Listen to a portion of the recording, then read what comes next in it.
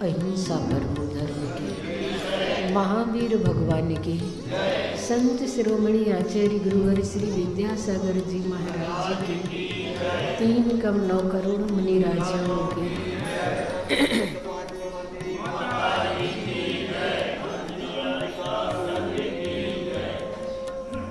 आज हम इस बात को जानेंगे, लौकिक सुख, इंद्रिय सुख, पंचेंद्रियों के विषय हमें किस प्रकार से भ्रम में डालती है, किस प्रकार से हमें यथार्थता से दूर रखती है।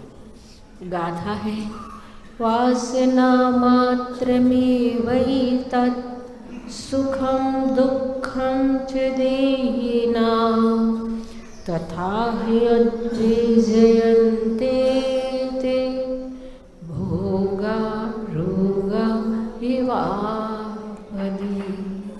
कहा जा रहा है, देही नाम यानी कि संसारी प्राणी जिन्होंने देह को धारण किया है, ऐसे देही एतत् यह सुखम इंद्रिय सुख और दुखम दुख वासना मात्रम येव कल्पना मात्र है, तथा ही इसी से एते भोगा ये इंद्रियों के भोग आपदी आपत्ति के आने पर, संकट के आने पर, विपत्ति के आने पर रोगायव रोग के समान द्विजयन्ति यानी आकुलता उत्पन्न कर देते हैं।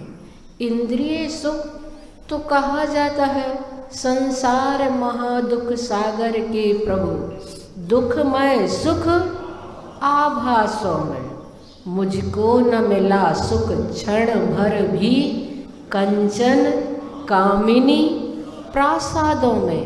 हकीकत तो यही है, मगर हमें ऐसा लगता कहाँ है। हमें तो लगता है कि वास्तव में ये चीज़ें हमें बहुत सुख देती हैं, इसलिए इंद्रिय सुख शुगर कोटेड होते हैं। जैसे रोगी के लिए कड़वी दवाई देना होती है और कड़वी दवाई वो ले नहीं पाता है, तो उसके लिए उसके ऊपर एक कवर ऐसा चढ़ा दिया जाता है जिसके कारण से उसके लिए वो दवाई मीठी लगती है, भीतर जा कर के वह घुल जाती है और अपना प्रभाव दिखाती है। उसी प्रकार से पंचेंद्रिय के विषय सुख जैसे तो लगते हैं, सुख का आभास तो देते हैं, पर सुख है नहीं। मैंने पढ़ा, एक संत ने एक युवक से पूछा कि तुम क्या करते हो, तो उसने कहा पढ़ता हूँ। संत ने पूछा क्यों पढ़ते हो, तो कहने लगा पास होने के लिए। संत ने पूछा पास क्यों होना चाहते हो, संत ने पूछा कि तुम क्या करते हो, तो उसने कहा पढ़ाई करता हूँ। उन्होंने पूछा पढ़ाई क्यों करते हो, तो कहने लगा पढ़ाई परीक्षा देने के लिए करता हूँ। तो उन्होंने कहा परीक्षा क्यों देना चाहते हो, उसने कहा पास होने के लिए।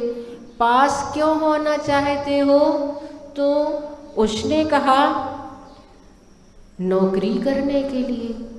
संत ने पूछा नौकरी क्यों करना चाहते हो, तो कहने लगा पैसा कमाने के लिए।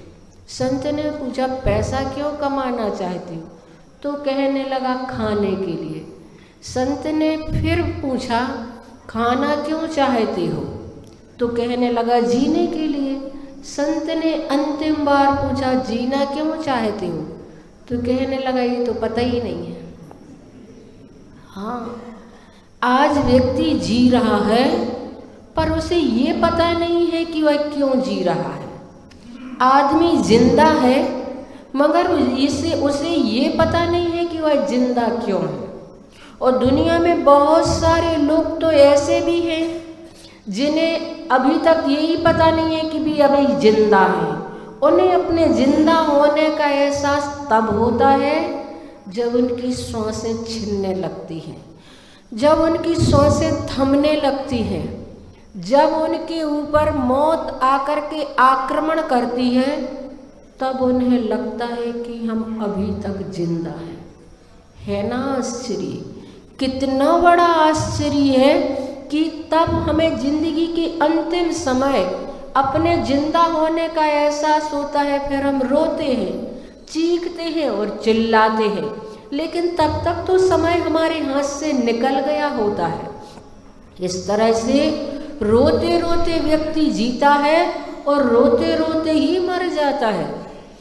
जिंदगी का दुर्भाग्य ये नहीं है कि हम रोते रोते पैदा हुए हैं, जिंदगी का सबसे बड़ा दुर्भाग्य ये है कि हम रोते रोते जिए और रोते रोते मरे। प्रकृति का नियम है कि जन्म लेते हैं तो जन्म लेते समय रोते हैं, लेकिन रोते रोते ही जिए और रोते रोते ही मरे, ये तो स्वयं के साथ किया जाने वाला क्रूर मजाक है। दुनिया में जितने भी प्रज्ञा पुरुष हुए हैं, बुद्ध पुरुष हुए हैं, बड़े बड़े राजा महाराजा हुए हैं, जिए तो रोते रोते, मरे तो जन्म तो उनका रोते रोते हुआ है, लेकिन जिए तो हंसते हंसते जिए और मरे तो हंसते हंसते मरे। इसीलिए उनका जन्म जयंती बन गया, जीवन दशहरा बन गया और मृत्यु दीपावली बन गई। तो बंधु, हम जी रहे हैं ये हमें पता ही नहीं है, हम चल रहे हैं पर हमें कहाँ जाना है और क्या पाना है हमें ये पता नहीं है। हमारी जिंदगी निरुद्देश्य चल रही है, हम एक कोलू के बैल की तरह जी रहे हैं। कोलू का बैल चलता तो बहुत है मगर पहुंचता कहीं भी नहीं है। कोलू के बैल की आंखों पर पट्टी बांध दी जाती है और सुबह से अपनी यात्रा प्रारंभ करता है, दिन भर चलता ही रहता है और वह सोचता है कि अब तो हमारी मंजिल आ गई होगी। शाम को जैसे ही उसकी आंखों की पट्टी खोलते हैं तो वह देखता है जहाँ से हमने यात्रा प्रारंभ की थी हम तो वहीं के वहीं हैं। उसी प्रकार से हमने जिस घर में जन्म लिया और उसी घर में मर गए, तो हम चले कहाँ और चले भी तो पहुँचे कहाँ और पहुँचे भी तो पाया क्या हमने। इसलिए बंधु, जो शेर होता है, आपने सुना होगा, जिस गुफा में वह जन्म लेता है उस गुफा में मरता नहीं है। उसी प्रकार ज्ञानी जो होते हैं, जिस घर में पैदा होते हैं उस घर में प्राण नहीं छोड़ते, उस घर में देह का विसर्जन नहीं करते, वो अपनी मंजिल तय करके अपनी यात्रा प्रारंभ कर देते हैं। इसलिए बंधु, हम जी रहे हैं मगर क्यों जी रहे हैं? जिंदगी का एक पवित्र उद्देश्य बना करके जियो। अपनी यात्रा का जो लक्ष्य है, मंजिल का जो उद्देश्य है, उसे निश्चित करके अपनी यात्रा प्रारंभ करो। अभी तो हमारी यात्रा ऐसी है, अभी तो हमारा जीवन ऐसा चल रहा है कि सोमवार को हमने जन्म लिया, मंगलवार को बड़े हो गए, बुधवार को शादी ब्याह हुए, गुरुवार को बच्चे हो गए, शुक्रवार को बीमार पड़ गए, शनिवार को अस्पताल में भर्ती हो गए और रविवार को चल बसे। इस प्रकार हमारा जीवन का एक सफर पूरा हो गया, पर हमने पाया क्या? हमारा ये जीवन तो अकारण ही व्यर्थ ही समाप्त हो गया। इसलिए यहाँ पर कहा जा रहा है कि वासना मात्र मेवई तत्, पंचेंद्रिय के विषय ये सिर्फ हमारे अंदर एक एहसास कराते हैं सुख होने का। सुख देते वेते कुछ नहीं है, सिर्फ आश्वासन देते हैं, असलियत नहीं देती है। हमारा पंचेंद्रियों के विषय भोग तो ऐसा है जैसे खारा पानी। खारे पानी को हम जितना पीते चले जाएं, उससे हमारी प्यास तो और बढ़ती है, बुझती कभी नहीं है। उसी प्रकार पंचेंद्रिय के विषयों का जितना जितना हम सेवन करते चले जाते हैं, उतनी उतनी हमें अतृप्ति का अनुभव होता है, उससे हमें तृप्ति का अनुभव कभी नहीं हो पाता है पंचेंद्रियों के विषयों से। इसलिए हमें उसे त्यागना होता है, हमें उसका संकल्प करना पड़ता है, उसका प्रमाण बनाना पड़ता है। वाकई में ये दुनिया में जो कुछ भी हम पंचेंद्रिय के विषय स्पर्शन, रसना, घ्राण, चक्षु, श्रोत्र, 5 इंद्रियां हैं, उन 5 इंद्रियों के विषय कितने होते हैं आप स्वयं देखें, अनुभव करें। एक एक इंद्रिय के, स्पर्शन इंद्रिय के 8 विषय हैं, रसना के 5 हैं, चक्षु के 5 रंग होते हैं, 5 वर्ण, कर्ण के 7 होते हैं और गंध के 2 होते हैं। इस प्रकार से हम पंचेंद्रियों के जितने विषय हैं, उन विषयों में ऐसे लीन और तल्लीन हो जाते हैं कि हम वास्तविकता से बहुत दूर हो जाते हैं। इसलिए स्वप्न दशा से जागरो चेतन कहाँ पड़े सोते। मंगत राय की 12 भावना में कहा जा रहा है, सारा का सारा संसार रैन के स्वप्न के समान है। रैन का स्वप्न जो होता है वास्तविक जैसा कभी कभी लगता है और कभी कभी हकीकत को पैदा करने वाला भी हो जाता है और कभी कभी मिथ्या भी होता है। मैंने पढ़ा कि एक वफादार नौकर दौड़ते दौड़ते आया अपने मालिक के पास, नाइट ड्यूटी करता था, और उसने सेठ जी से हाथ जोड़ते हुए कहा, सेठ जी आपने जिस ट्रेन से जाने का प्रोग्राम बनाया है आप उसे कैंसिल कर दें। सेठ जी ने पूछा क्यों? उसने कहा, रात्रि के पिछले पहर में मैंने स्वप्न देखा है कि जिस ट्रेन से आप जा रहे हैं उस ट्रेन का एक्सीडेंट हो गया है।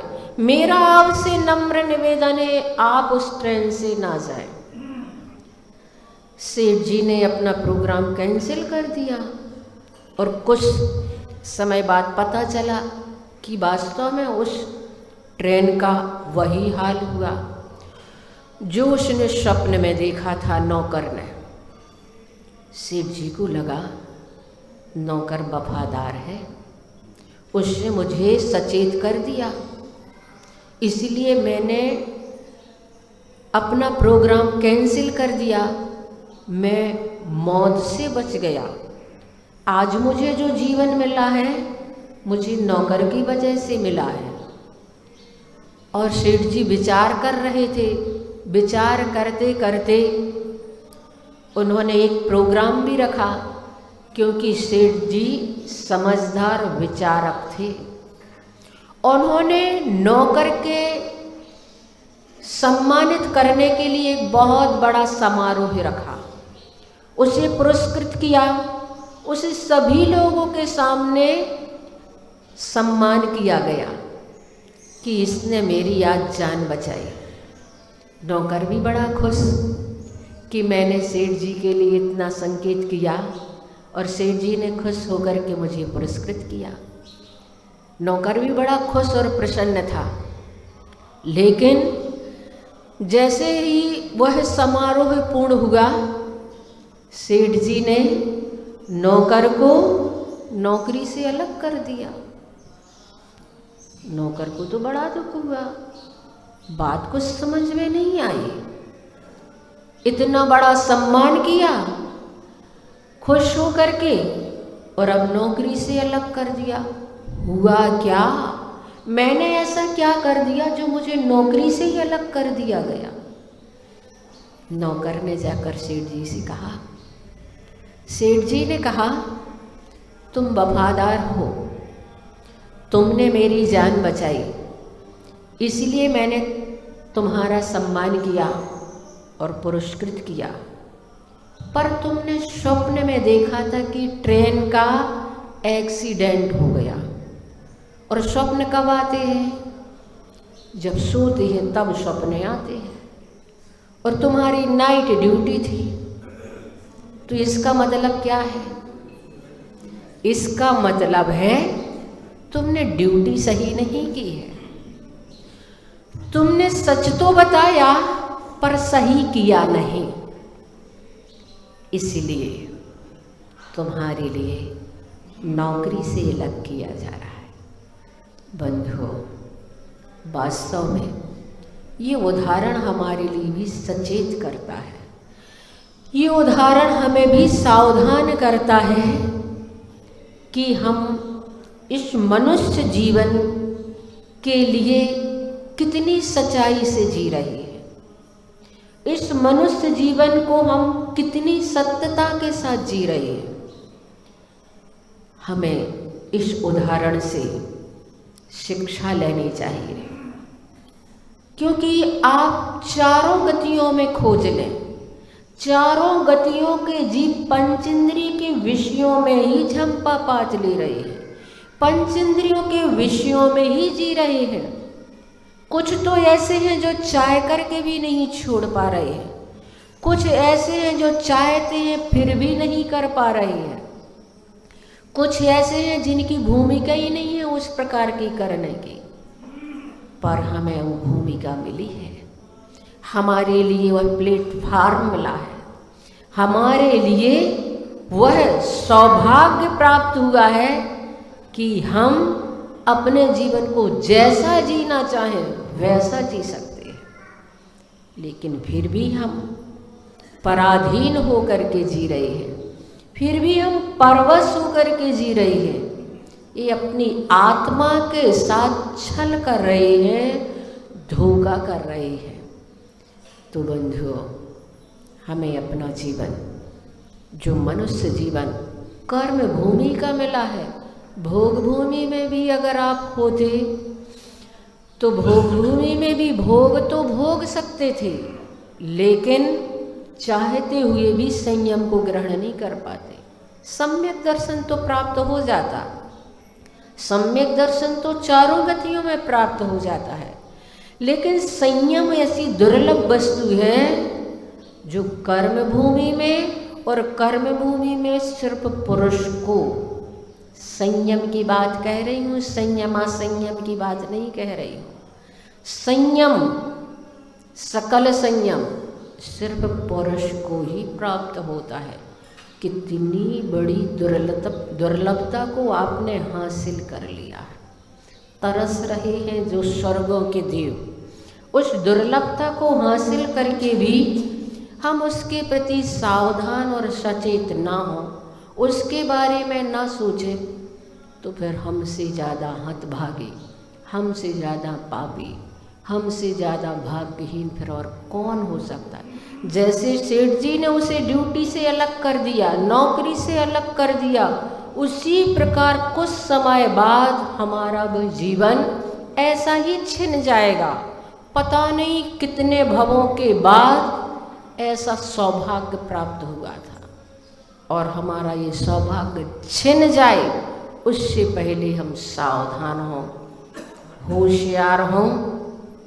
आचार्य श्री कहते हैं तुम बहुत होशियार हो, इसलिए अपने जीवन उस खाई में गिरने से पहले अपने आप को सचेत कर लो। ऐसा ना हो कि होशियार में से हो निकल जाए और पीछे का जो शब्द है वो अकेला रह जाए। तो बंधुओं, जागृत हो, सावधान हो। समय हो गया है, हम 9 बार बड़े बाबा का जाप करेंगे। ओम ह्रीं श्रीं क्लीं मैं बड़े बाबा रे हम नमः।